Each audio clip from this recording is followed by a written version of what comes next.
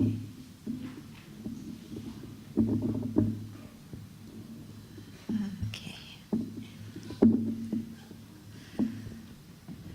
So, good morning, everybody.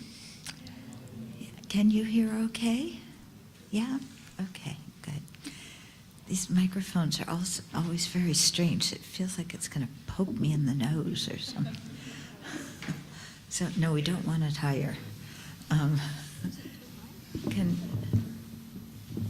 just a little bit lower. Wait a minute. Okay. Wait. Okay, here. So is this okay? Yeah, okay. Now we just got to get it to stay. No, it's not staying there.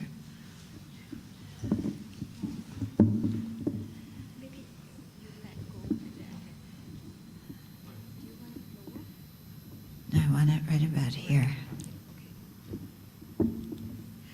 So it's not going to hit me in the nose. Okay. So, very good to see all of you here this morning, especially knowing that on a weekend, many people like to sleep late. And, they have all sorts of reasons not coming for Dharma teachings. But you people have given up those excuses and have gotten yourself here for the teachings this weekend. So that's really quite admirable. Okay. Now your challenge is to stay awake during the teachings. Okay? Then also I want to really say what it's very wonderful to be here at ABC again. Many of you may not have known that I was the resident teacher here 30 years ago in 87 and 88. And at that time, we didn't have a fixed location. We were going here, we were going there. It was really an adventure. Yeah. Also, my living situation, I think I moved 5 times or 6 times in like 15 months. So now that you have a center, and a beautiful center with adequate space for teachings and for Sangha to stay here and for all that you need, it's really quite an accomplishment, because to build a center requires many people's cooperation. It's not just up to 1 or 2 people. Yeah, it depends on the karma of many people who have the karma to benefit from having a Dharma center, and also the efforts of many people who participate, who contribute in various ways. And so being able to build something like ABC is really showing something about the Dharma community here. Yeah, and your eagerness to practice and take the Dharma to heart. And so you've had many good teachers now. I know Venerable Thubten Chodron was here. She's back at Sravasti Abbey now, where I live. And it's, she said that her visit went very well. You have Geshe Chuni teaching. He's, or Ken Rinpoche, as he's now known. I knew him since he was a young boy at Kopan in 1975. So somehow he still stays about that age until I see him, and then I realize, no. Yeah. So, you have a really excellent teacher, and an excellent translator, Sugi, for the basic program. And so I really encourage you to take advantage of the basic program and attend the teachings. I know that sometimes the topics can be a little complicated, and you may go, how does this relate to my life? But if you hang in there with it and really think deeply about the teachings, then you'll see how they relate to your life and describe your own mental state, and then you can make use of them in your daily life to improve the state of your mind. Yeah? So while you have an excellent teacher and a good translator, really take advantage. Yeah? And I say that because I see sometimes people just tend to say, well, there's always so many teachings, so I'll go tomorrow, next week, next month, never again. And I'll sleep late every weekend there is.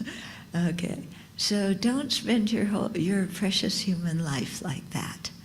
Yeah, really, we worked, whoever we were in our previous lives, we worked very hard to create the karma to have our precious human life right now with access to the Dharma teachings.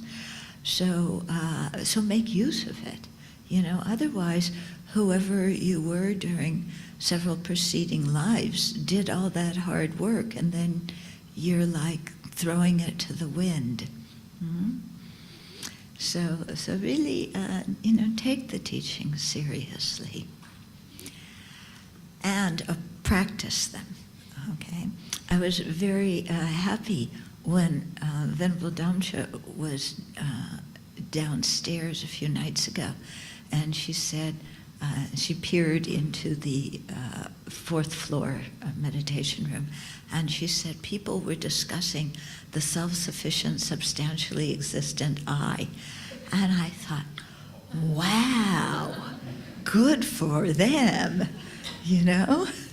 So I was quite impressed that, people are exploring, deeper levels of the Dharma.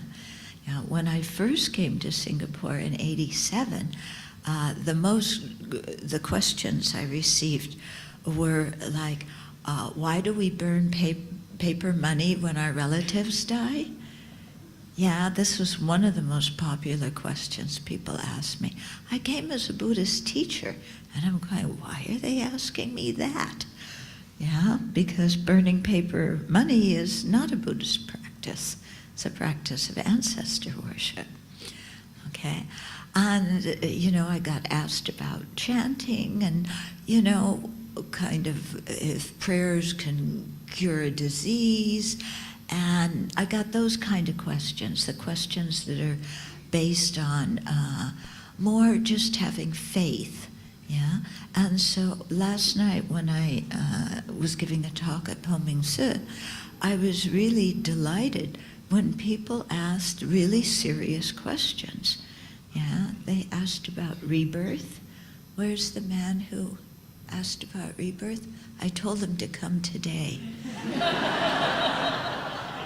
Because I would be talking about it today.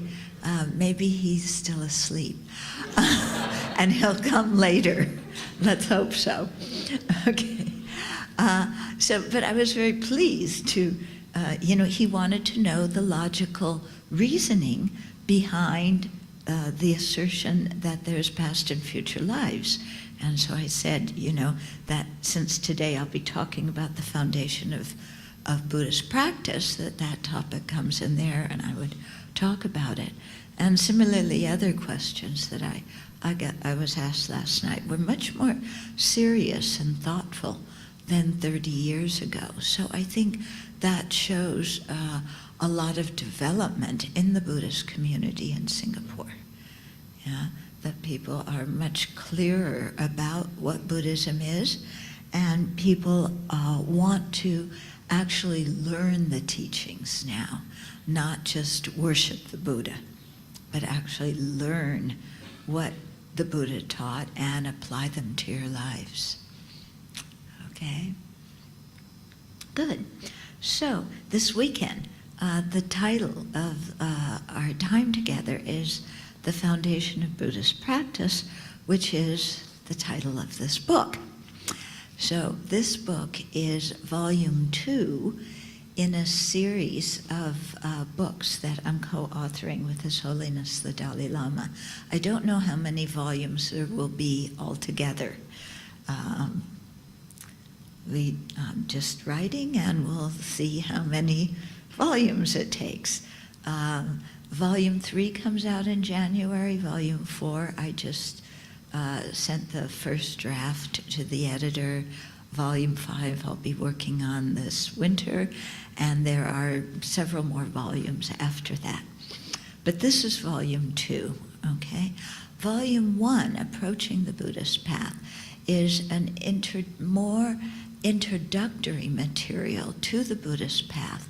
But introductory material doesn't necessarily mean easy material, because His Holiness, you'll find if you attend teachings, especially when he would teach in the U.S., he would just start off right away with the 2 truths and the 4 truths and, dependent arising and emptiness.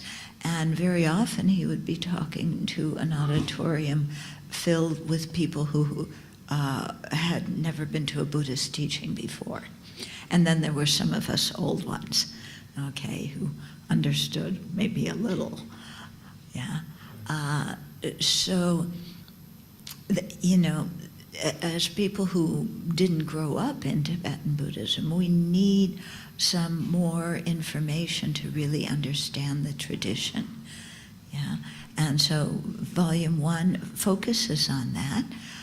Volume 2, the first part of Volume 2 continues along that line. And then we go more into the traditional Lamrim teachings, although His Holiness said that it was fine if we changed some of the order of the traditional teachings in order to suit a more modern audience. So, for example, as many of you know, yeah, we usually, after talking about the relationship with the spiritual mentor, we talk about precious human life, yeah, in death and impermanence, the lower realms, refuge, and then karma, okay? So here in this series, the lower realms are dealt with very briefly, not like in Pabonka Rinpoche's Liberation in the Palm of Your Hand, where there's page after page of description of the hell realms. And if you've been to His Holiness's teachings over the years, he does not go into that part in great depth. He'll give the lung on it and then move on. And so it is in this book. We talk a little bit about it, how it's possible to be born from a human life into a lower rebirth, but there's not page after page of description of the hell realm. Because, when you teach the Dharma, there's the carrot approach and the stick approach. You've heard of the carrot and stick, right? So I think Pabonka Rinpoche uses the stick approach. And I asked one Rinpoche about it one time, and he's, was saying, well, most of the Tibetans in Old Tibet, most of them were not literate, yeah, they were nomads or sheep herders or whatever, and so to get their attention, then talking more about the lower realms would do that, yeah, but for a more modern, educated audience, yeah, then I think the carrot approach works better, It's like, what can we go towards? Because I think, in my experience in working with people for many years, is that modern people very often suffer from a lack of self-confidence and a feeling of low self-worth. Yeah? Do any of you suffer from that? Who are brave enough to admit it, even though probably all of you do? Yeah, and so when we tend to put ourselves down because we're living in a competitive society where you need to compete, to get into the best primary school, come on. and then compete to get into secondary school, compete to get into a poly or uni, compete to get a job, compete to get, a promotion, whatever it is. When your whole life is based on competition, it's very different than life in old Tibet. Yeah, and so we tend to suffer from often feeling we're just not good enough, that other people are better, that we're not going to make the grade. And so for people, in the modern age who suffer in that way, then the carrot approach is much more beneficial, because we need something that's going to encourage us to practice. We're already beating ourselves up enough because we're not as good as everybody else.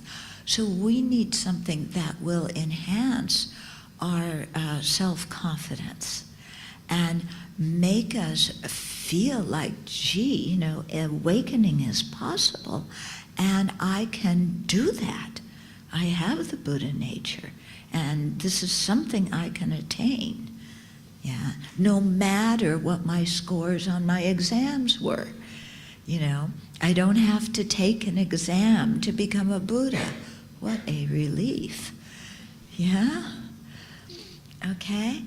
So for, that was one reason why we didn't emphasize the lower rebirth in this volume, okay? Then usually after talking about lower rebirth, we talk about refuge, and the idea being that when you're afraid of having a lower rebirth, you seek a refuge from it. And to present the topic of karma, then you need some faith in the Buddha, Dharma, Sangha to accept karma. And so that's the main reason why refuge in the traditional Lama sequence is presented before karma. But there are other sequences for the topics, and His Holiness describes them in the first volume. Okay, in volume 1, he talks about different orders. And so here, what we found, and Venerable Thubten Chodron and I discussed this, that after hearing about death and rebirth, then people want to hear about karma. And that refuge, actually, at least for people in the US, is something that is very difficult for them to understand. I think for you people it may be easier because you may have Buddhist parents, or at least seen images of the Buddha and Kuan Yin when you were young. But in Australia, the US, European countries, there was no Buddhism in our upbringing. So when you start talking about the wondrous qualities of the Buddha, then people are kind of going, I can't relate to it so much. Yeah, and this is because of the culture. Yeah. So, yeah, because we found that. I started out in an online series that we're doing, putting refuge, in the usual place. And the feedback we got from people was, this is too complicated, we don't understand it. Yeah, and we want to hear about karma, because if we're going to get reborn, and what we're reborn as depends on the karma we've created, then we want to understand what are the causes of happiness and what are the causes of dukkha. Yeah, dukkha meaning undesirable or unsatisfactory experiences. Okay, and so for that reason, the chapter about, and we have 3 chapters about karma, it goes into a lot of detail. That comes in volume 2. Okay, refuge is coming in volume 4, after explaining the 4 truths, because the last 2 truths, true cessation and true path, are the Dharma refuge. Okay? So it got adjusted a little bit that way, and it enabled us to go into much more depth about what refuge is at that point, because by that point people have really thought much more about the Dharma and the Buddhist worldview. Okay? So I'm just preparing you for that in case you look at the book and go, what? This isn't the usual order. Oh, how can that be? Yeah, to know that there's different ways to order the topics. And the Buddha, throughout history, the Buddhist teachings, as they spread to different countries, were always adapted and presented in a way that correspond with the mentality of the people in that culture. And this is the great gift of the Buddha as a teacher, because even when he was alive, he taught different things to different people, or expressed different ideas in different ways according to the audience. Yeah? So it points out that sentient beings are diverse in our interest and our aptitude and our disposition. And the Buddha is a very skillful teacher who tries to meet the needs of this very diverse audience by presenting the teachings in different ways. Okay? So that's something important to keep in mind. Yeah? A friend of mine, one Geshe, was telling me that one time His Holiness was, he was teaching something about the paths, the Salam, paths and grounds text. And he was talking about it from the Prasangika Vanyamaka view. And there were some younger monks sitting nearby my friend the Geshe. And usually in the monasteries, the paths and grounds are taught according to the Yogacarya Svatantrika Madhyamaka. And that's what these younger monks had studied. They had never studied the Prasangika view. So when His Holiness was teaching the Prasangika view on the paths and grounds, these junior monks were going, oh no, His Holiness made a mistake. Why is he teaching it like this? How can His Holiness make a mistake? And, my friend had told me this story as illustrative of how, when we haven't studied broadly, then it's very easy to have misconceptions, okay? So His Holiness was not teaching anything in a mistaken way. It was these junior monks had, they had some education, but not a fully broadened one. Okay, so that's a little bit of an introduction for today. I always like to start with some prayers, and a little bit of silent meditation before we get into the actual Dharma talk. Okay, so what we have here are some of the verses that they're the same verses you do here, but they may be a different translation, okay? Because different translators translate from Tibetan into English in different ways. Yeah. Do we have the 7 limbs in this one too? Okay. So it's important to remember while we're doing the recitation that we're not just saying these things to blank, empty space, but we're imagining in the space in front of us the Buddha made of light, surrounded by all the other Buddhas and Bodhisattvas, and they're looking at us with happiness because we're going to be doing something virtuous. And we're surrounded, we imagine too, by all the sentient beings. And so we're leading all the sentient beings in generating these kind of virtuous thoughts. Yeah? So this is doing the visualization. Even if it's not clear, that's not important. What you need to have is the feeling that you're sitting in the presence of the holy beings and you're surrounded by all the other living beings. Friends, enemies, strangers, all of them, okay? And you're leading them in generating these virtuous thoughts, okay? So this really changes your mind. Because when you visualize the Buddha in the space in front, you're going to develop a connection with the Buddha. Yeah? You're going to feel, oh, the holy beings really are there in front of me. And I can connect with them. I'm not just going blah, blah, blah, blah. I'm connecting with holy beings.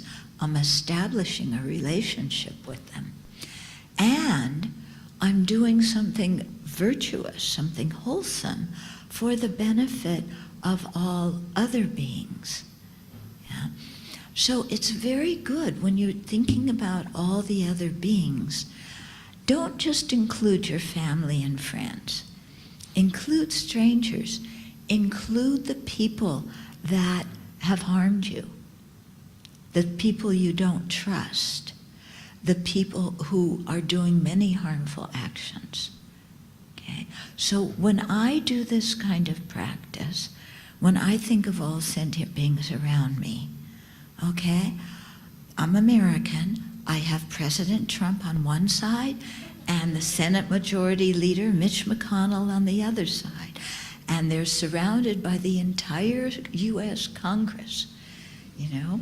And after that, we have Putin, we have, what's the guy's name who's the president of Syria, Assad. I put all these leaders who are creating warfare and turmoil, you know. I put the Saudi Arabian guy, you know, with MBS, he's in there. They're all in there. And that way, my heart has to open in compassion for people who are doing harm in the world, okay? So I include all of them in my visualization, yeah? When I do prostrations, they're all there. The whole U.S. Congress is prostrating with me, yeah? And I think, don't you think they need some purification? Yeah, President Trump can he needs to purify some awful negative karma he's created. Yeah? And Paul Manafort and Michael Cohen. And I don't know how much you're reading the paper and how much news on American politics you get. But, you know, people in our country are really worried. Yeah, so I put all these government people in my visualization, yeah, and that helps me to open my heart in compassion, yeah.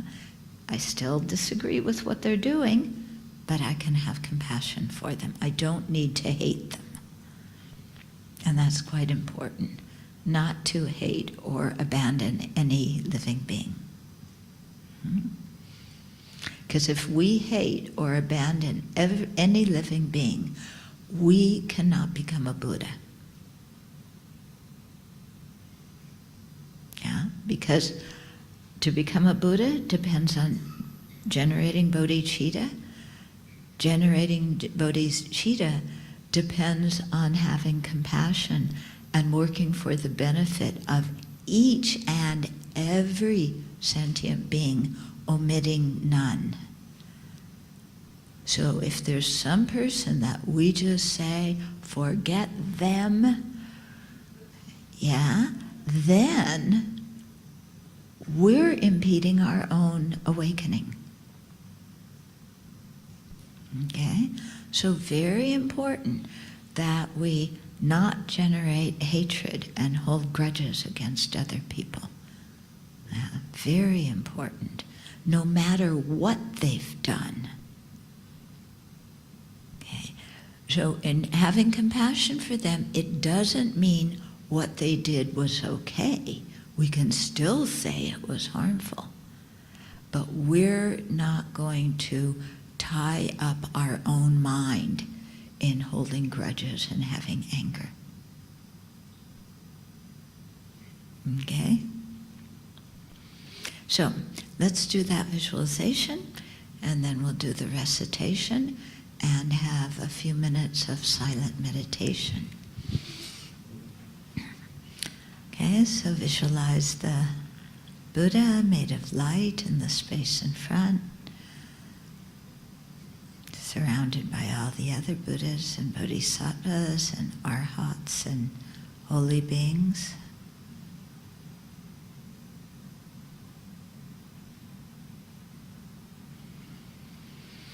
And think that they're all looking at you with delight because you're turning to the Dharma for guidance and you want to practice.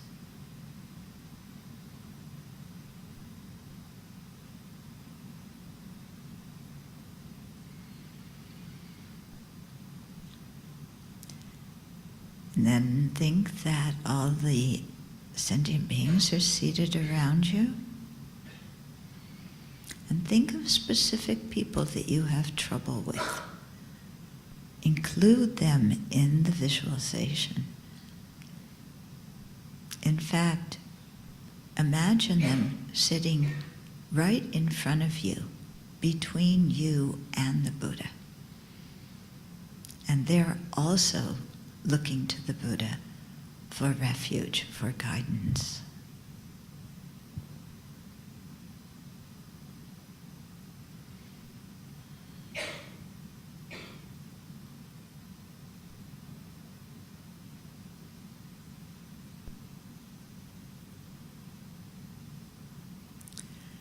Then we'll do the recitations. I take refuge until I have awakened in the Buddha, the Dharma, and the Sangha.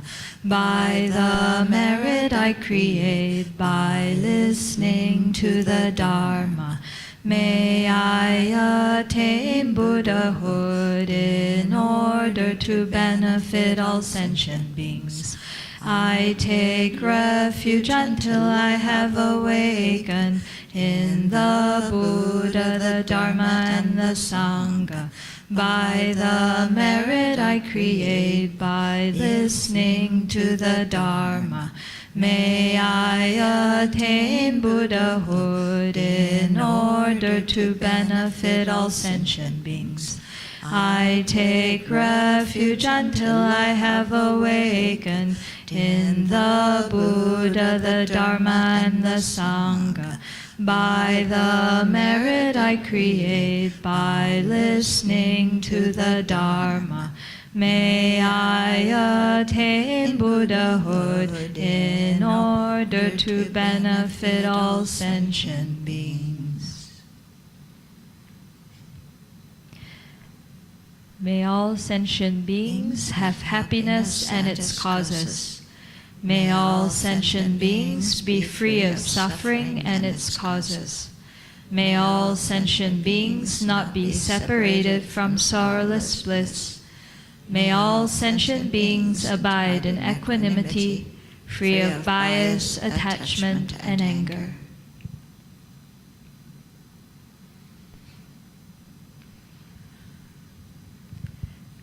Reverently I prostrate with my body, speech, and mind, and present clouds of every type of offering, actual and mentally transformed. I confess all my destructive actions accumulated since beginningless time, and rejoice in the virtues of all holy and ordinary beings. Please remain until cyclic existence ends, and turn the wheel of Dharma for sentient beings. I dedicate all the virtues of myself and others to the Great Awakening.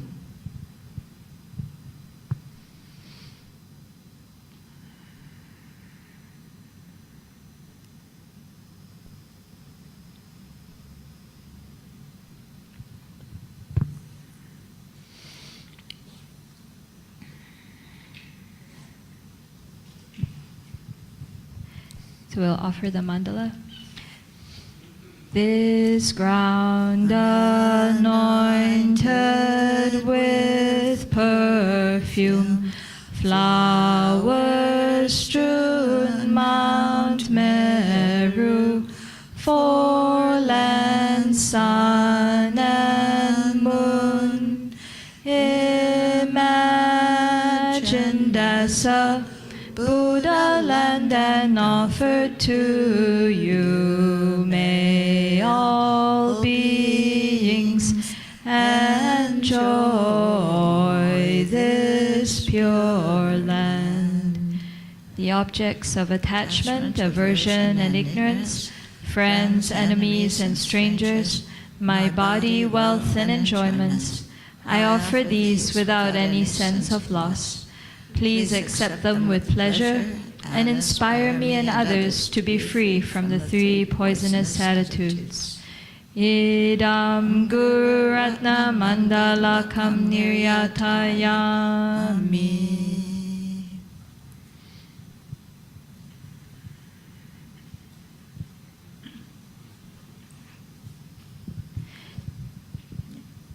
And from the space in... Go ahead. Okay. So from the space in front of us, you visualize that the Buddha emanates countless replicas that come to the crowns of all sentient beings' heads. And this miniature Buddha petitions the entire lineage of spiritual mentors on our behalf. So we'll request inspiration together. Glorious and precious Root Guru, sit upon the lotus and moon seat on my crown, guiding me with your great kindness. Bestow upon me the attainments of your body, speech, and mind, the eyes through whom the vast scriptures are seen, supreme doors for the fortunate who would cross over to spiritual freedom, illuminators whose wise means vibrate with compassion. To the entire line of spiritual mentors, I make request.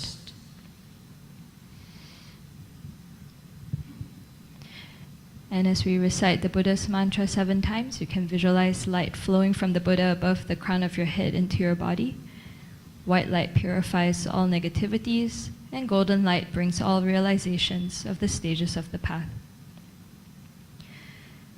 Tayata Om Mune Mune Maha Munaye Soha.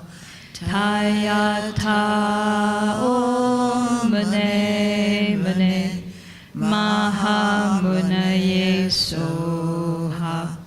Tayata Om Mune Mune Maha Munaye Soha. Tayata Om Mune Mune Maha Munaye Soha. Tayata Om Mune Mune Maha Munaye Soha. Tayata Om Mune Mune Maha Munaye Soha. Tayata Om Mune Mune Maha Munaye Soha.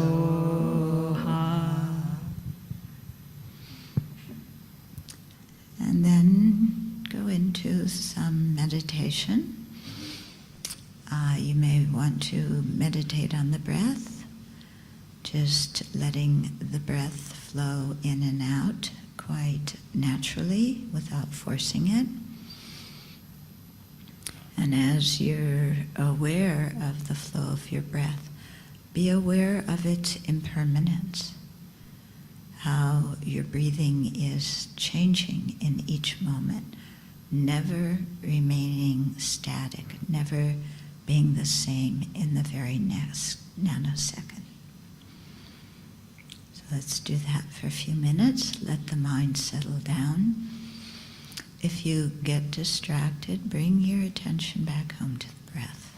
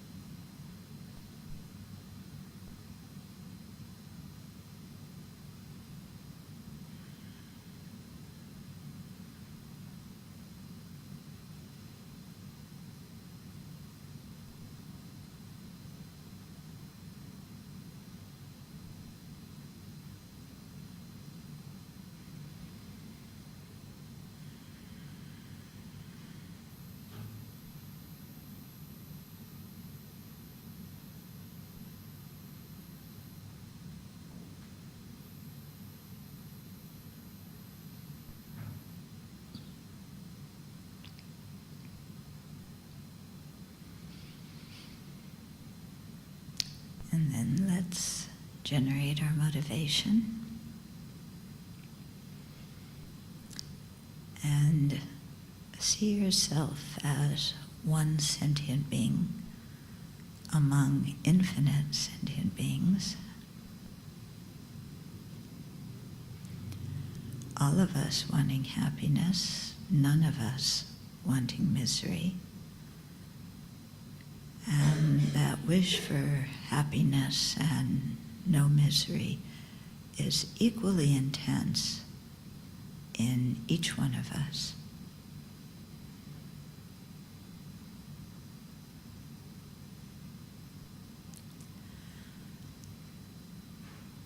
In addition, all sentient beings have been kind to us, and our life depends on other living beings.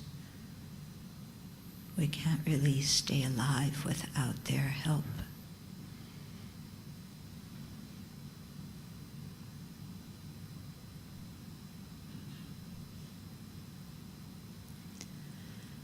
And so given that everybody wants happiness and not misery equally, that given that our lives depend on the efforts of other living beings, then it's only suitable that we repay their kindness and we work for their benefit.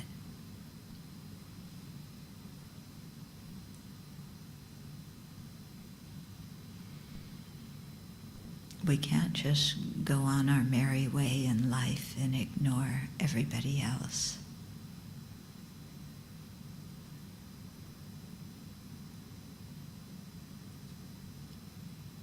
The best way to repay kindness, the best way to benefit,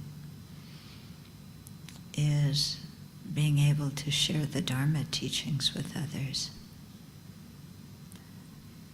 And to do that, we have to progress along the path and make effort in our study, our contemplation and meditation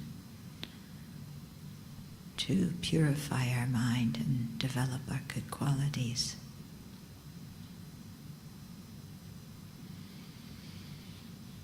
And so with that aspiration to attain full awakening for the benefit of all living beings, then let's share the Dharma this weekend together.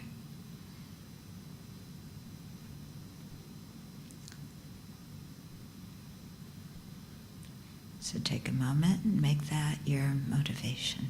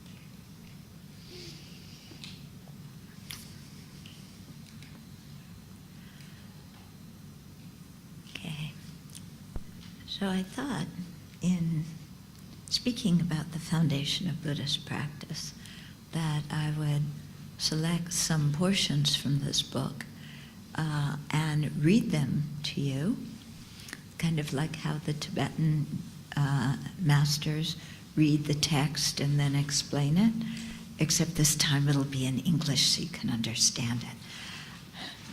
Okay? So to read it and then stop and explain it from time to time. Okay? By the way, you know, the prayers that we did at the beginning, the recitations, as you'll see, we do them in English at the Abbey. And this has roots in kind of my individual progression, you could say, or growth. So when I was here living in Singapore with ABC, I remember Sunday mornings we would do the Chenrezig practice. A few of you may have been there 30 years ago. And at one point, we were chanting some of the verses in Tibetan, you know, because that's how we just did it. And the thought occurred to me, here I am, a native English speaker, here's everybody else, native either Chinese or Hokkien or English speakers. None of us know Tibetan. So why in the world are we doing this practice in Tibetan? Yeah, I so remember distinctly that episode when it just kind of hit me. And thereafter is when I really put some effort into getting things into English so that we could do them in English. Because His Holiness Dalai Lama says that we should do our prayers and practices in a language that we understand. Yeah, because then we understand what we're saying, we can do the visualization, we can contemplate the meaning. If we're doing it in another language, although the chanting may be beautiful, we don't understand anything and our mind doesn't change very much. Yeah? So His Holiness talks about that a lot, and it brought me great comfort. Yeah? Okay. So, I thought to start with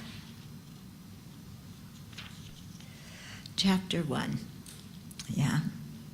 So the chapter 1 is called The Buddhist Approach.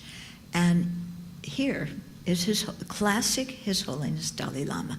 He starts out with the nitty-gritty that isn't necessarily easy to understand, but is very important to understand. And he has confidence that we can learn it, so he teaches us. And so here, the first chapter is about the 4 seals. So these are 4 qualities that any teaching must have to be considered a Buddhist teaching. Okay? So they apply to all the different Buddhist schools and Buddhist traditions and to all the philosophical systems as well. Yeah. So these are the common things that pertain to all Buddhists. Okay. So he starts, the issue of distinguishing Buddhists from non-Buddhists existed in olden times as it does now. In ancient India, this was usually done on the basis of philosophical views regarding the nature of the self and phenomena, because that was the big topic of debate. Was there an Atman? What was the self? How was the karma carried? A convenient and concise way to delineate Buddhist views is according to the 4 seals as found in the King of Concentration Sutra. People accepting the 4 seals are considered Buddhists by view. Okay, so we have the Buddhist worldview if we accept the 4 jewels, if we accept the 4 seals. Those accepting the 3 jewels as their ultimate source of refuge are considered Buddhists by conduct. Okay, so we see that we can become Buddhists in 2 ways. One is by view, having a view that accords with the 4 seals. The other is by conduct, and that's by accepting the 3 jewels as the ultimate source of refuge. Actually, if we are astute, we'll see that those 2 can come together, because the more we understand the 4 seals using reasoning and deep understanding, the greater our faith and conviction will be in the Buddha, Dharma, and Sangha, and so the deeper our refuge will be in them. Okay, the 4 seals are 1, all conditioned phenomena are transient. 2, all polluted phenomena are dukkha, or unsatisfactory in nature. 3, all phenomena are empty and selfless. And 4, nirvana is true peace. Okay, so let's start with number 1. Yeah, all conditioned phenomena are transient. Now, we hear about, oh yes, everything's impermanent, everything's rising and ceasing in every moment. Yeah, you've heard that before, right? Yeah, every rising and ceasing, every moment, never stays here. Yeah. But in our own minds, what are we seeking in our life? We want permanence, stability, predictability, don't we?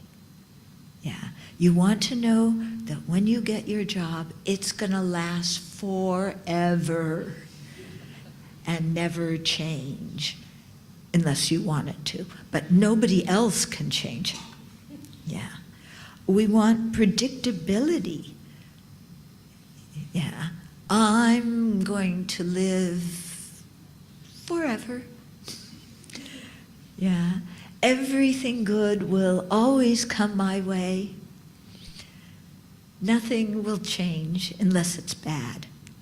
But all good stuff will stay the way they are. If we really look in our mind, what we want is some kind of predictability and stability. But we're living in a world where nothing is predictable or stable. Everything is in the process of becoming something else, including us, including our body, including our mind. Nothing is staying the same. Also, all our relationships with people changing all the time, aren't they? Yeah, we want our relationships with our dear ones to remain stable and predictable. But they don't. They change. So it's interesting, this very first statement about the Buddha's teachings is totally against what in our mind we're seeking. So what's happening here is we are under the influence of ignorance.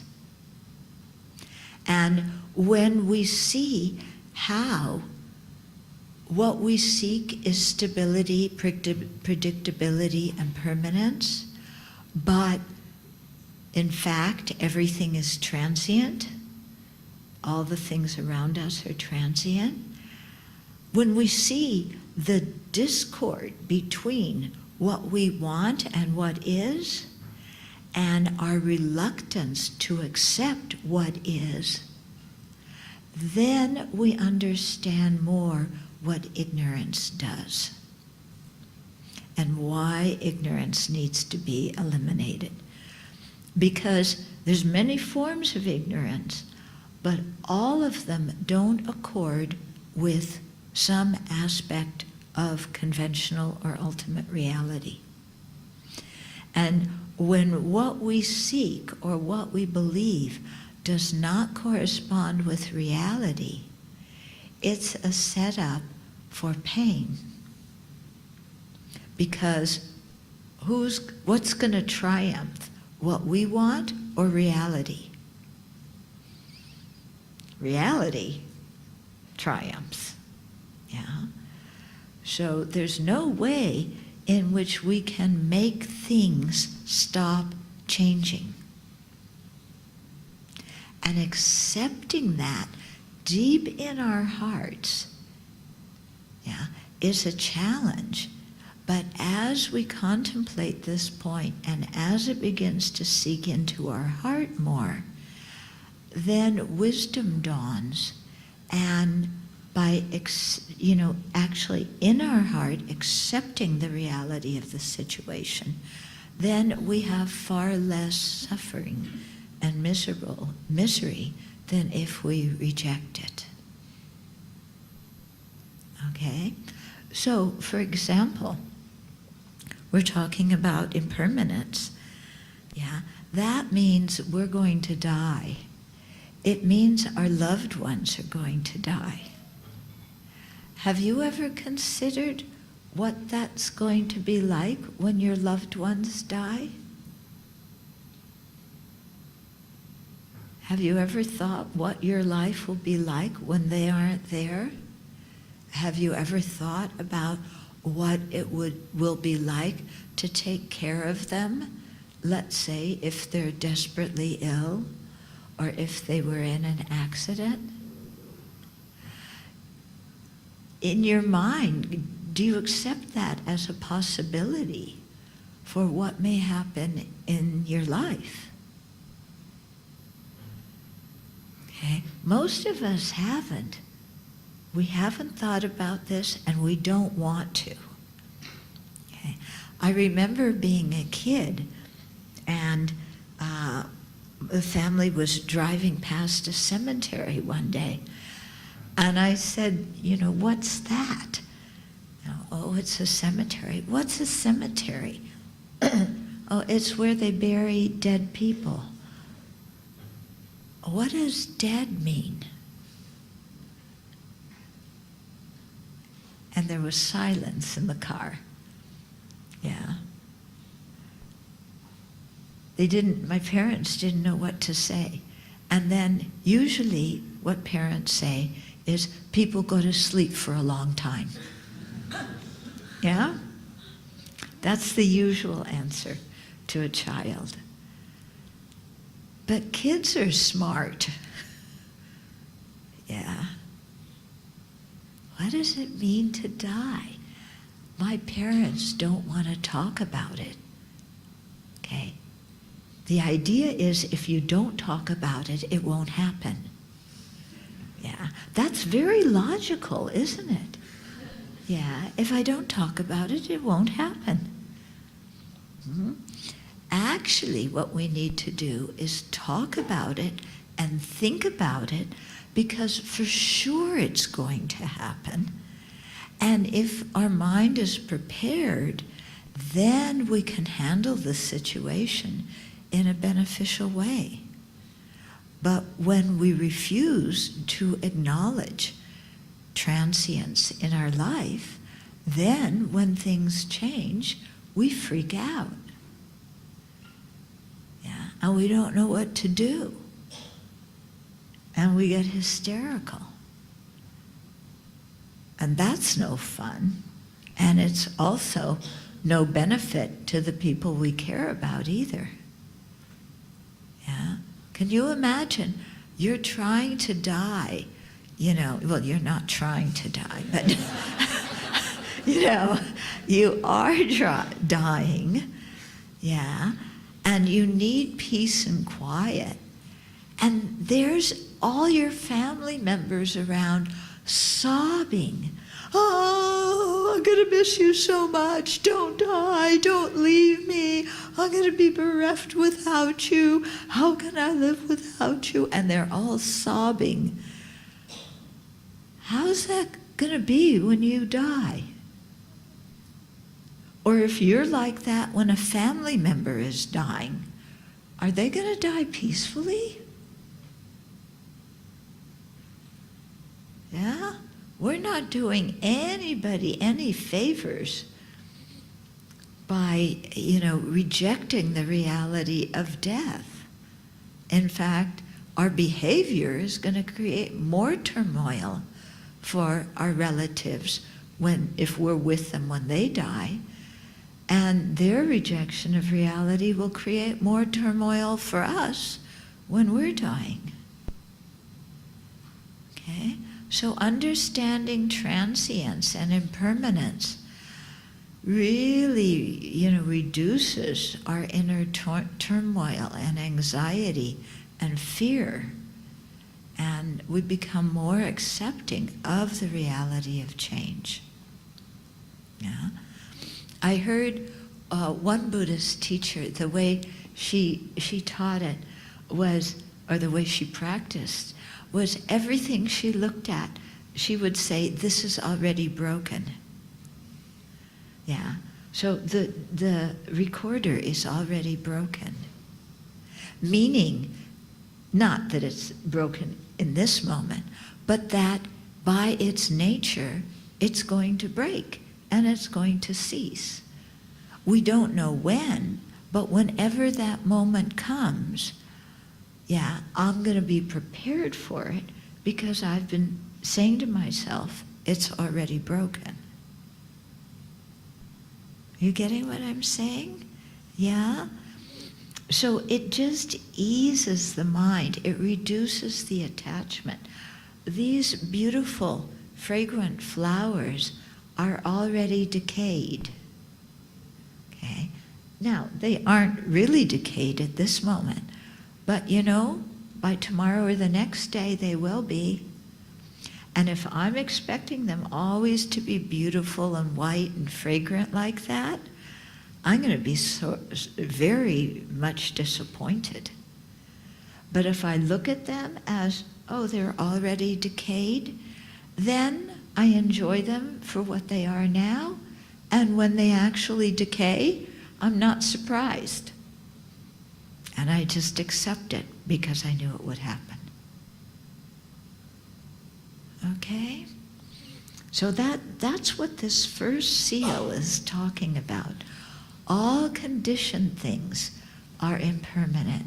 So anything that arises due to a cause, that means it's conditioned. It's a product. It's produced by causes and conditions. Anything that's produced like that is going to change. Yeah? The more I can accept that, the easier it's going to be. Yeah. For example, aging. Okay? When I lived in Singapore 30 years ago, yeah, we published some little free distribution books. They put my picture on the back of them, on one of them. If anybody has that first edition of I Wonder Why, if you look at that face and you look at this face, yeah, there's some difference between them, okay? That face was 30-something years younger. Smooth complexion, yeah, got brown hair, no wrinkles.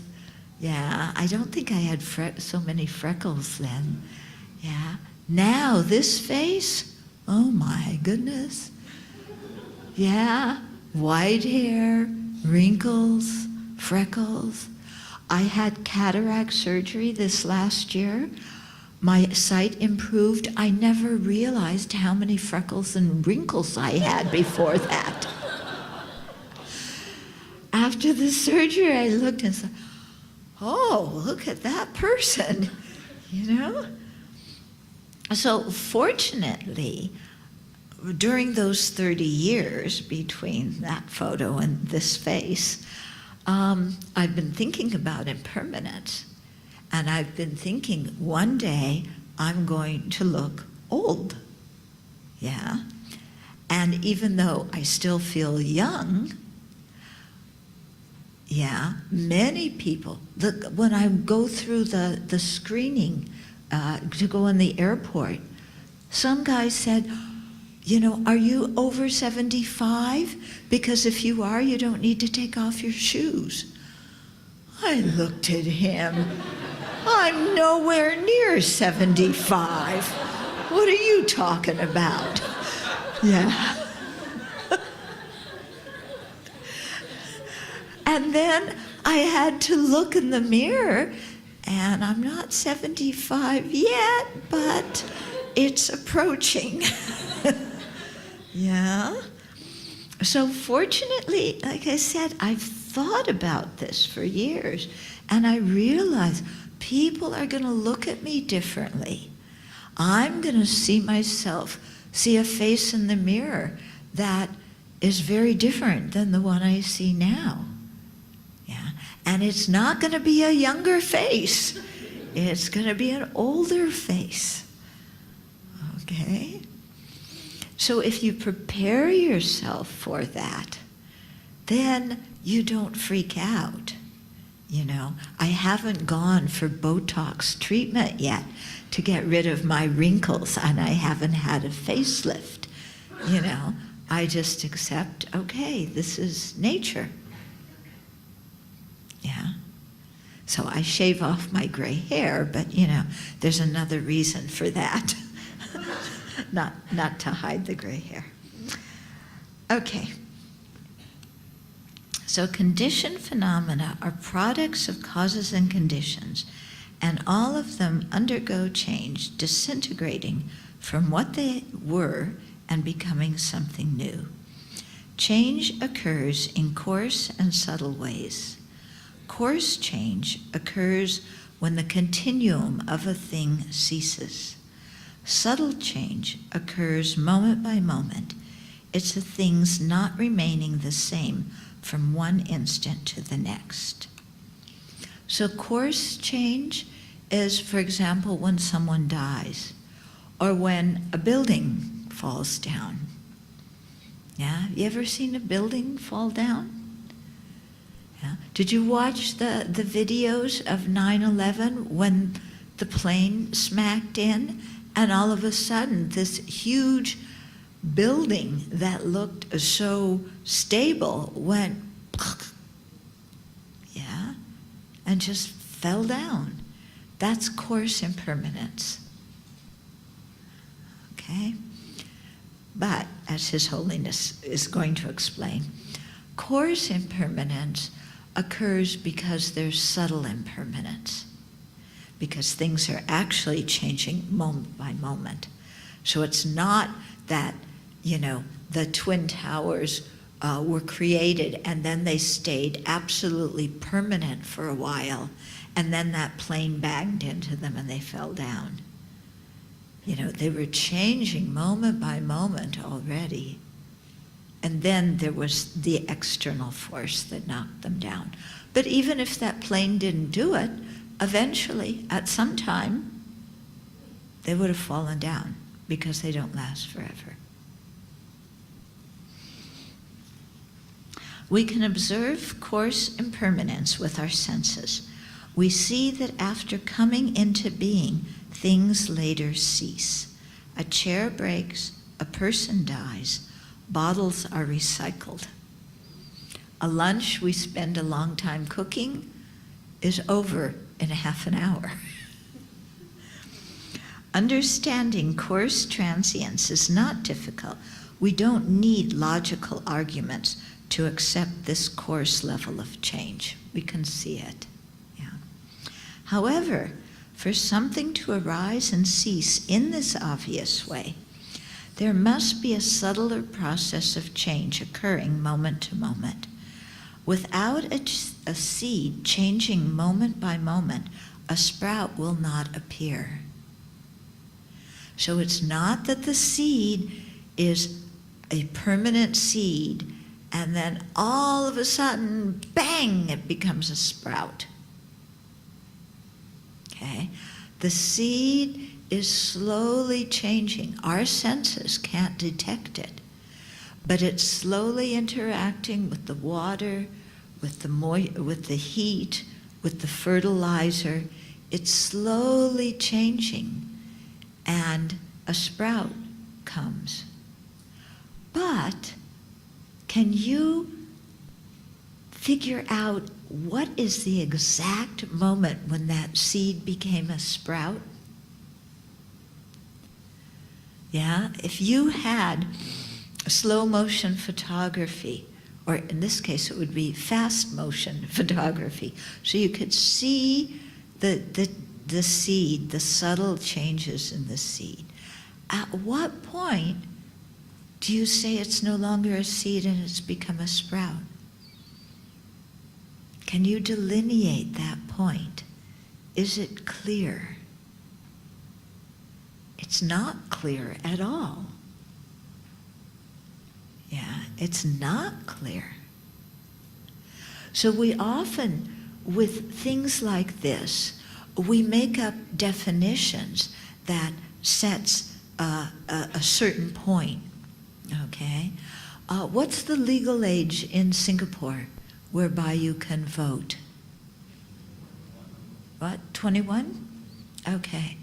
So we set this arbitrary thing of on your 21st birthday, all of a sudden, you become an adult and you can vote and you can be tried in the adult courts and you have all sorts of different privileges and responsibilities.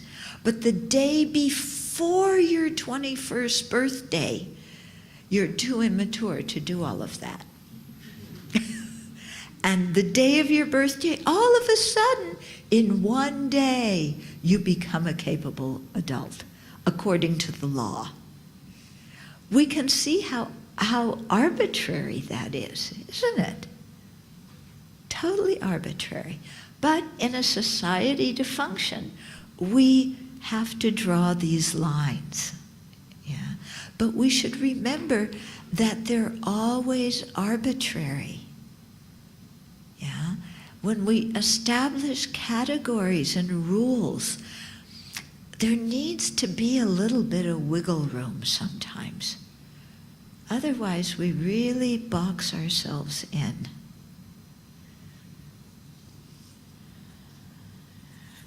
Okay.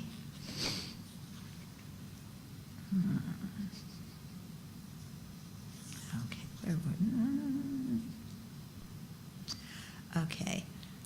All the main Buddhist philosophical tenet schools, except for the Vaibhasika, which has a slightly different understanding of the process of change and cessation, accept that the moment a thing comes into being, it contains the seed of its own cessation simply by the fact that it is produced by causes and conditions. So simply by the fact that something arose due to causes and conditions means it's going to cease. So the moment a baby is born, we know that person's going to die. Yeah? But it's strange, we celebrate birth and then we ignore death, but birth is the cause of death.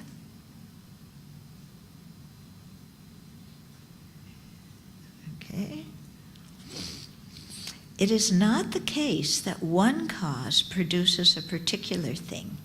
That thing remains unchanged for a period of time, and then another condition suddenly arises that causes its cessation.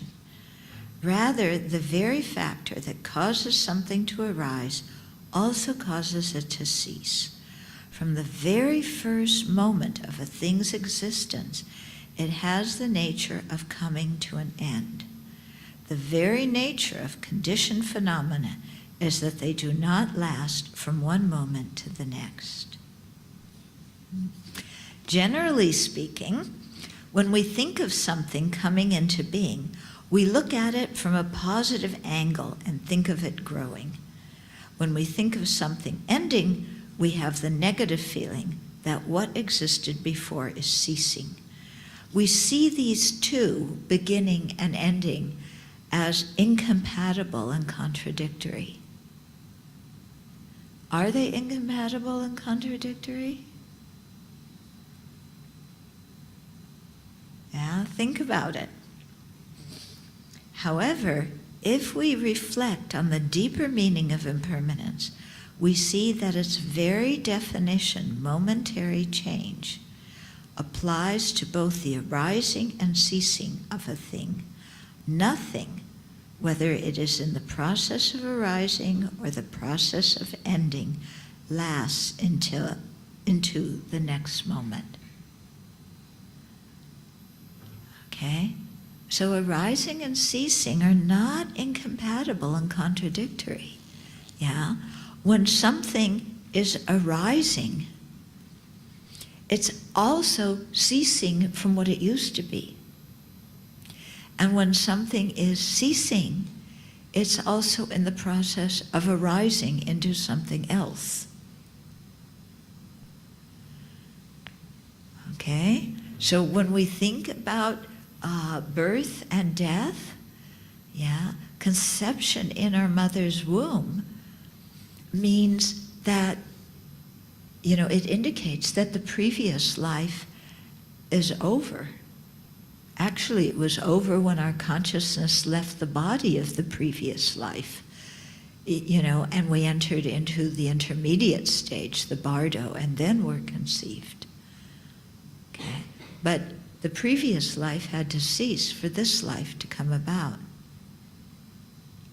So in the birth of a baby, there's the death of a person that came before. When somebody dies in this life, they're in the process of transitioning into the bardo, and if they're an ordinary being, into a next rebirth in samsara. So the death of somebody this life is linked with the birth of somebody in the next life. Yeah. So it would be good if we could overcome this thing of seeing arising and ceasing as contradictory and incompatible. Yeah. Wouldn't it be nice, okay, when we're dying, instead of thinking, oh, my life is ceasing, I'm no longer the person I was before, I'm giving up my family, my wealth, my career, my whole ego identity, I don't know who I'm going to be, this is terrifying. Focusing on the ceasing part. Wouldn't it be nice if we could die and say, I rejoice at all the merit I created in this life, and now with a compassionate heart that I spent this life generating, as much compassion as I have now, I'm going to go forward into my next life, with optimism, with the determination to encounter the 3 jewels early on in my next life, with the determination to be kind to whoever I'm surrounded with in my next life. With a wish to contribute to the welfare of other living beings, so that you die, not just seeing the end of this life, but seeing the beginning of what could come after. And so you die with this aspiration of compassion. Wouldn't that be nice? You say to everybody, bye-bye. This old body is not working anymore. I'm going on, and I'm going to meet my teachers when I'm young, and I'm going to continue to practice the path and cultivate wisdom and compassion. So, bye everybody. You're going to continue living without me. It's not the end of the world when I die. The world is actually going to continue. Can you imagine that? And my friends and relatives are actually, their lives are going to continue, and they're going to be happy. So, what's there to freak out about? Unless we're attached, wanting everything to be permanent. Then we freak out big time. Okay. The present is insubstantial. It is an unfindable border between the past, what has already happened, and the future, what is yet to come. While we spend a great deal of time thinking about the past and planning for the future, neither of them is occurring in the present. The only time we ever live is in the present. Okay, we don't live in the past, we don't live in the future, but most of our thoughts are about the past and the future, even though we're living in the present, and that's the only time we can live. And the present is elusive, changing in each nanosecond. we cannot stop the flow of time to examine the present moment. So this is interesting in your meditation, okay? In your meditation, get your mind quiet and then ask yourself to find the present moment. Yeah? And just sit there and try and find the present moment, because we only live in the present. Past is gone, future hasn't come. We only live right now. But can you find that present moment? Okay? So, investigating this in your meditation, yeah, is eventually going to lead you into a contemplation about emptiness. Yeah, because things are insubstantial. We can't draw a line around them and say, this is it. Always, forever, unchanging.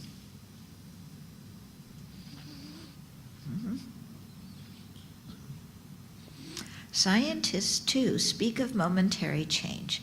Subatomic particles are in continuous motion, and cells in our body undergo constant, imperceptible alteration. When we understand impermanence to mean momentariness, we see that arising and ceasing are not contradictory, but are two aspects of the same process. The very fact that something comes into being means it will cease. Change and disintegration occur moment by moment. When we understand impermanence in those terms, we'll recognize the significance of the first seal, that all conditioned phenomena are impermanent. Impermanence was also the Buddha's first teaching and his last teaching.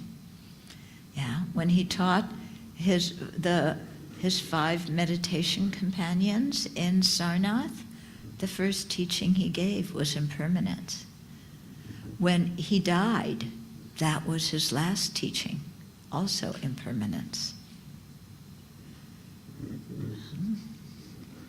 Understanding impermanence is a powerful antidote to harmful emotions that plague our lives. Emotions such as attachment or anger are based on grasping. We unconsciously hold the view that the people to whom we're attached will not cease, and that the problem or mood we're experiencing at the present will continue. When you're in a bad mood, do you think my bad mood is going to cease? Most of us, when we're in a bad mood, it feels to us like it's just going to continue forever.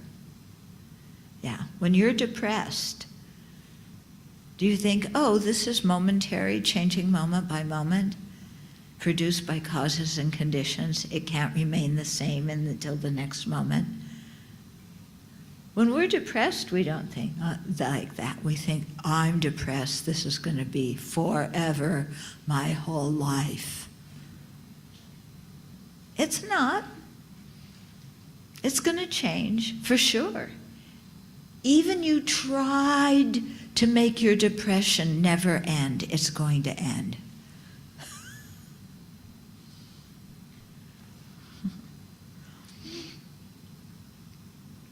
Contemplating impermanence shows us the opposite. Since everyone and everything changes, clinging to people, objects, or situations as being fixed doesn't make much sense. Since our problems and bad moods are transient by nature, we do not need to let them weigh us down. Rather than resist change, we can accept it. Yeah? And so if we anticipate that change, we don't get so bummed out when we have a problem right now, because we realize the problem is constantly changing and it will eventually cease. Okay? And also, impermanence means that we can become a Buddha. If we were permanent, if our mental continuum were not changing moment by moment, there would be no way that we could practice the path, gain realizations, and become a Buddha, because we would be fixed, static, permanent, unchangeable. So the fact that we aren't, that we are malleable and changeable, indicates that if we practice the path, due to creating the causes for realizations, we can attain them and our mind can be transformed. Okay, so we need to remember that too. Well, the direct and complete antidote to attachment is the realization of selflessness. An understanding of impermanence will prepare our mind to gain insight into the meaning of selflessness. But understanding impermanence will not harm beneficial qualities such as love, compassion, and altruism, because those emotions are not based on unrealistically grasping impermanent things to be permanent. Contemplating impermanence gives us confidence that our disturbing emotional habits can change and that excellent qualities can grow in us. Okay? So while impermanence, contemplating impermanence, is a very good antidote to attachment. Whatever I'm attached to, it's already ceased. It's already broken. Yeah? Meaning it's going to end. I'm aware of that, so no use being attached to it. Yeah? So that helps us to overcome attachment. It's a very good antidote. But the fact that things are impermanent will not harm our cultivation of love and compassion, because love and compassion do not depend on that distorted conception that impermanent things are permanent. Yeah. We can see a sentient being change over time and still have love and compassion for them,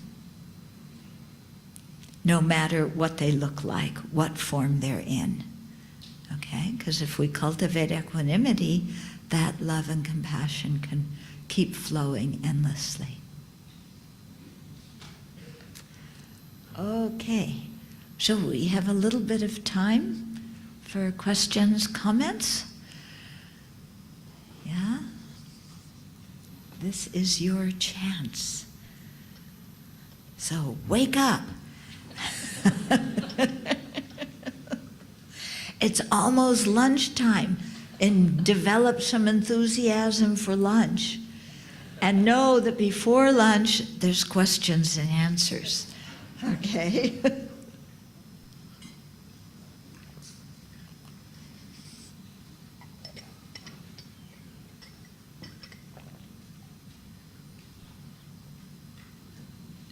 No questions? No comments?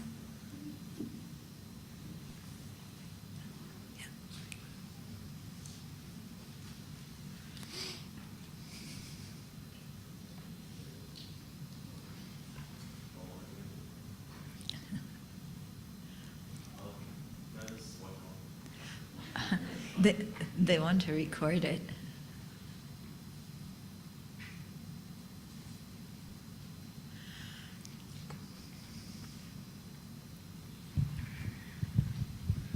Okay, so thank you very much for sharing. So the last line, the love and compassion, I'm still thinking, are these like the only two things that can really consider be permanent? I'm quite confused.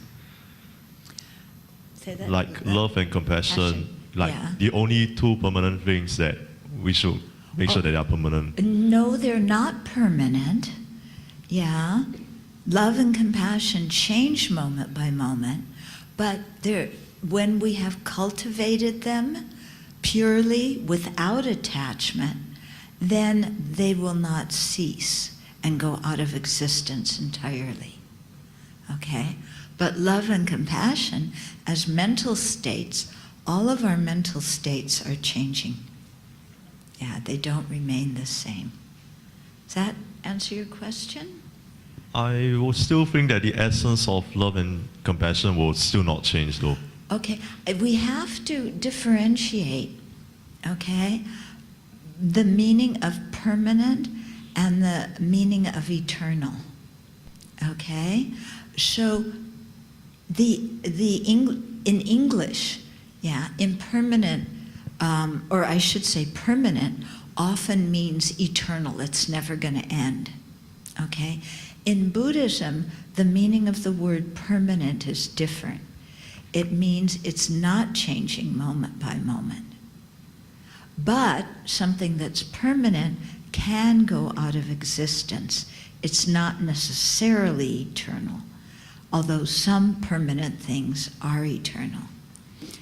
In the similar way, impermanent things are produced by causes and conditions. They're changing momentarily.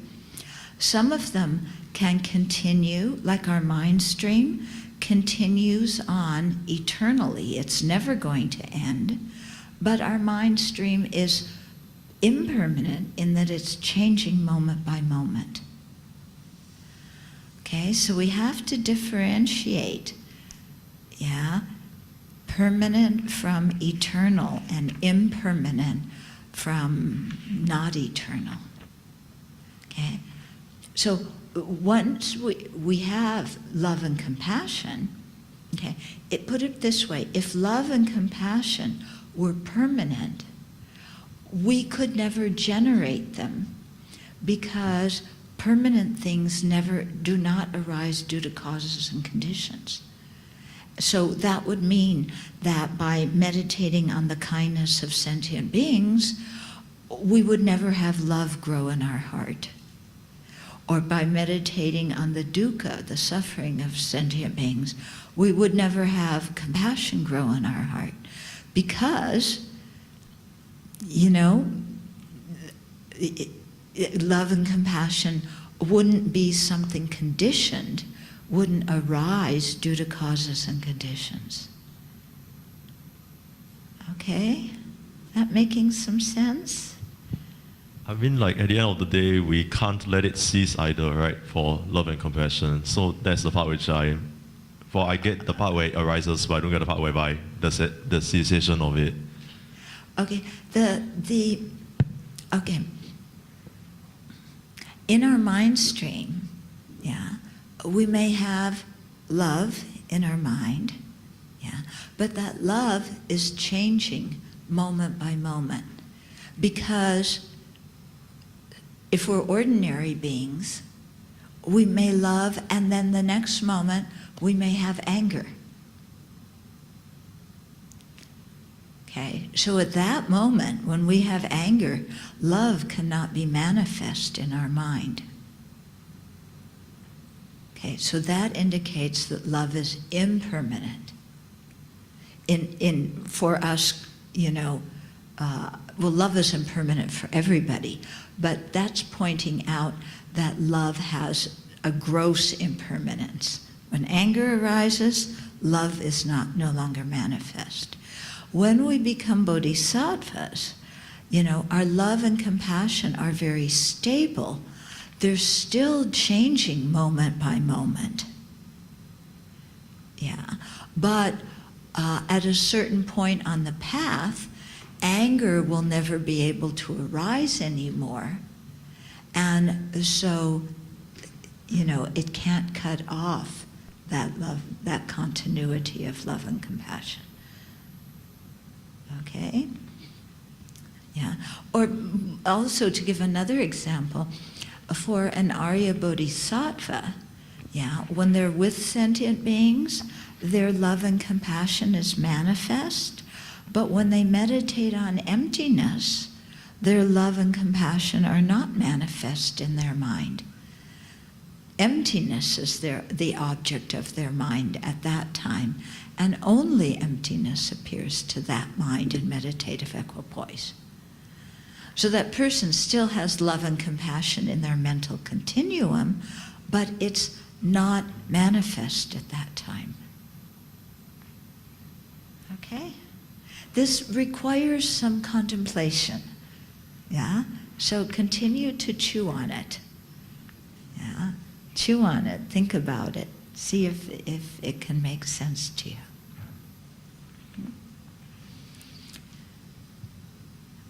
Yeah. Venerable, could I ask, how can we comfort people who are in grieving?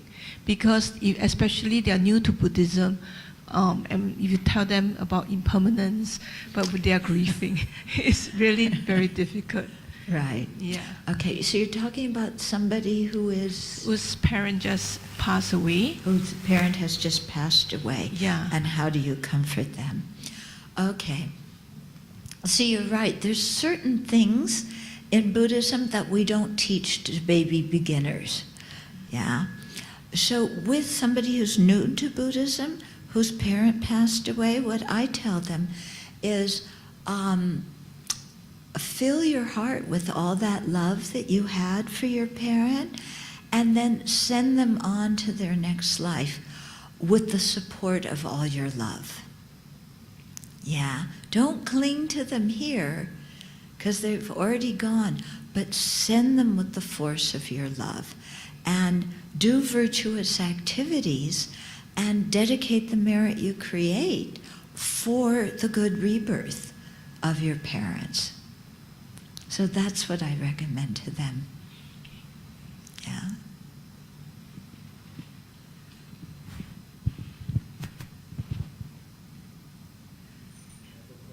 Okay, there's a question up here.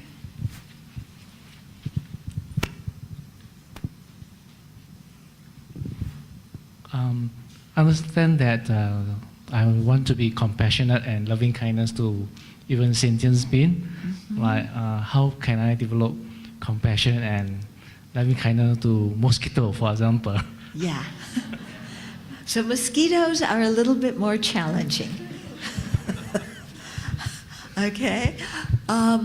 What is helpful to remember is that that sentient being who has currently been born in a mosquito's body hasn't always been a mosquito and will not always be a mosquito.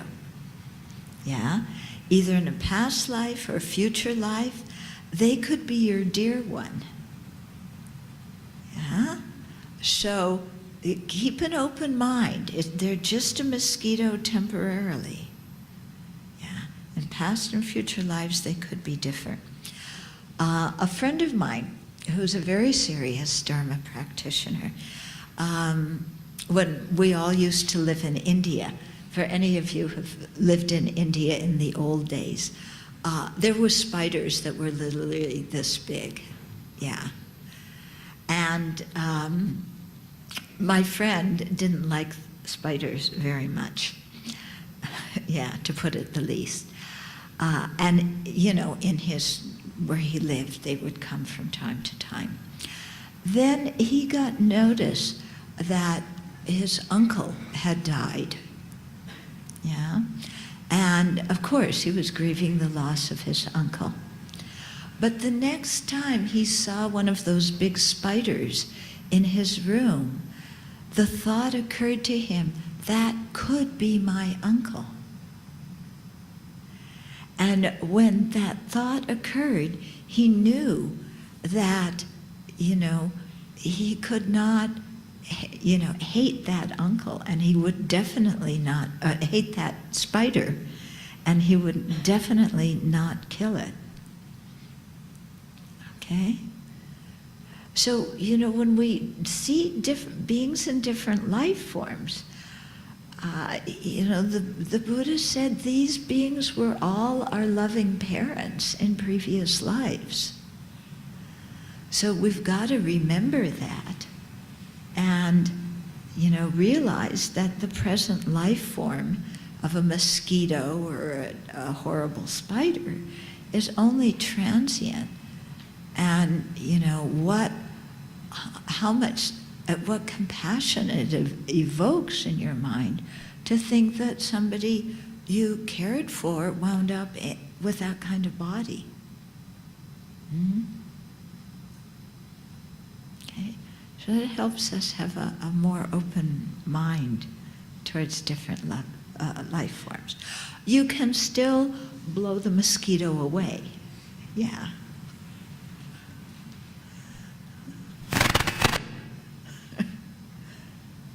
Okay. Yes.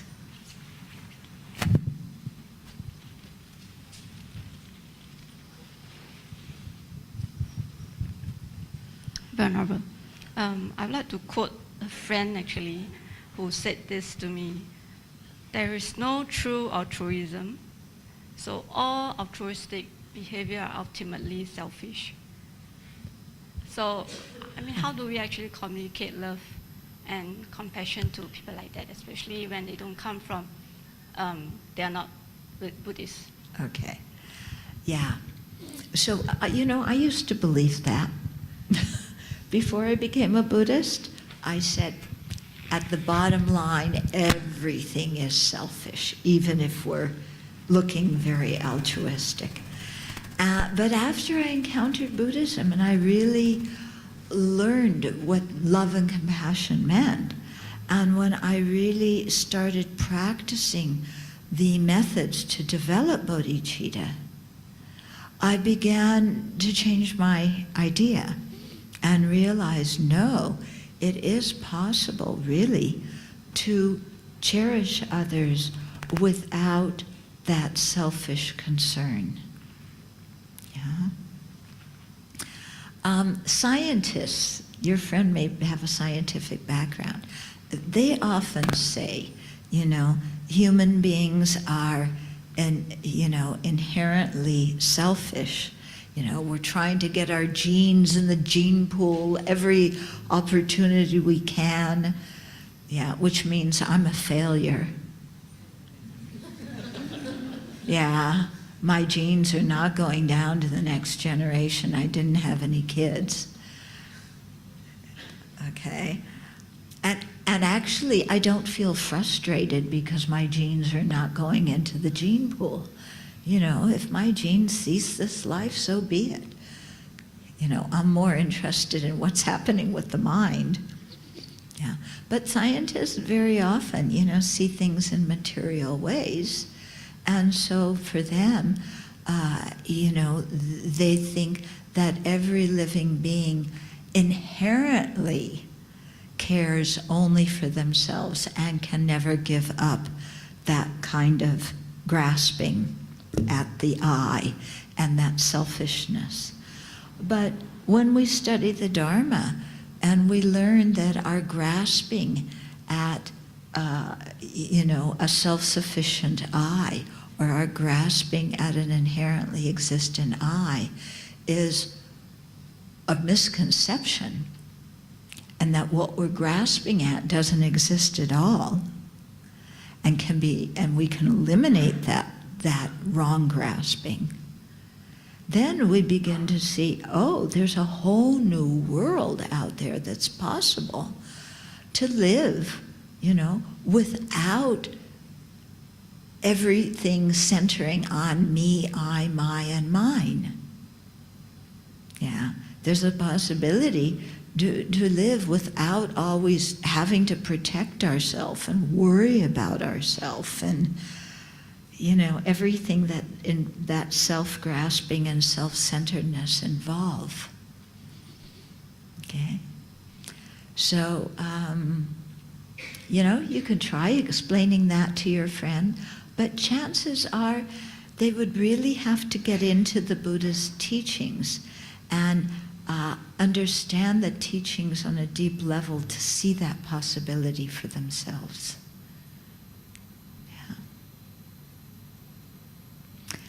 Okay, so our time is up for this morning. The highlight of the day, lunch, is about to happen. And remember, it's over in your meal. It takes, what, half an hour to eat? Okay, so we're going to do we have the offering prayers? We can do the long offering. Okay, so at the Abbey, this is the way we offer our food for lunch. We have the 5 contemplations that we recite at the beginning. Those are from the Chinese Buddhist tradition.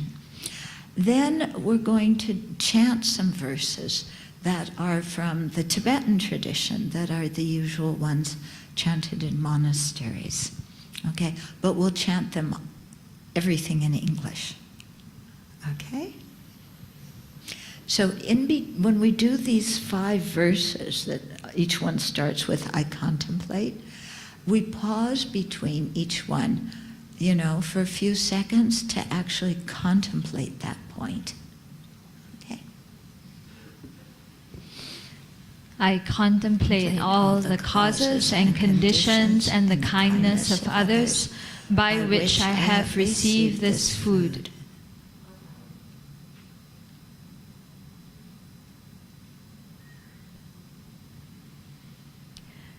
I contemplate my own practice, constantly trying to improve it.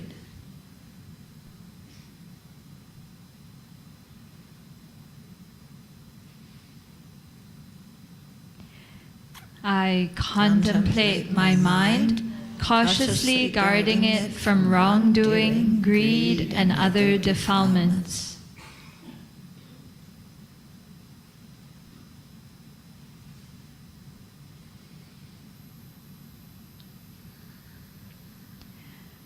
I contemplate this food, treating it as wondrous medicine to nourish my body.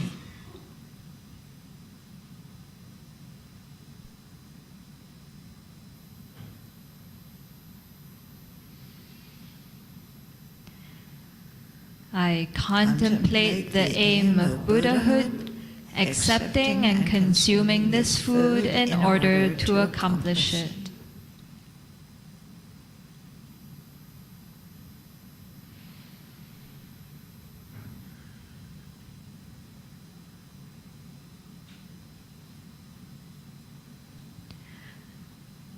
Om Ahom, Om Ahom, Om Ahom.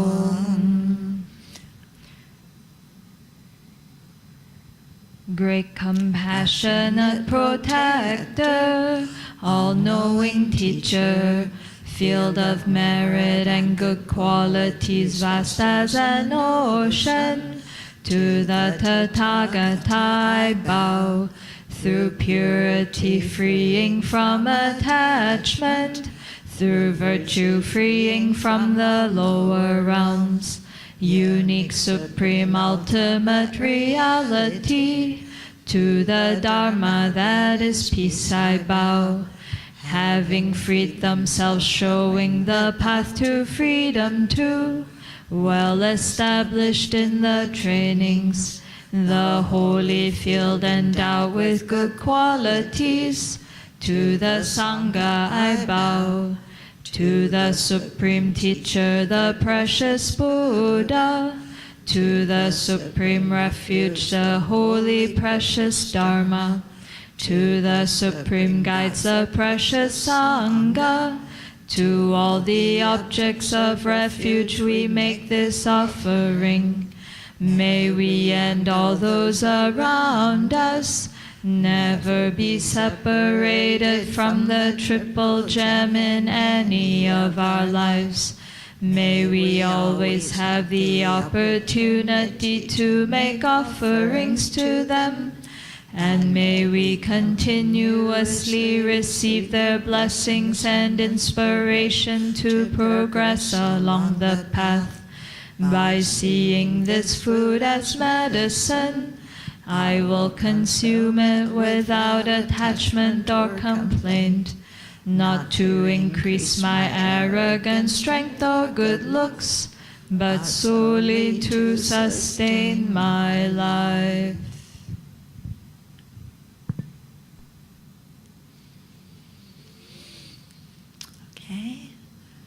So when you eat, think that you're making offering to the Buddha, yeah? And eat slowly and peacefully, yeah? And contemplate impermanence while you're eating. Watch how the rice is gradually disappearing and how your feeling of hunger is gradually disappearing.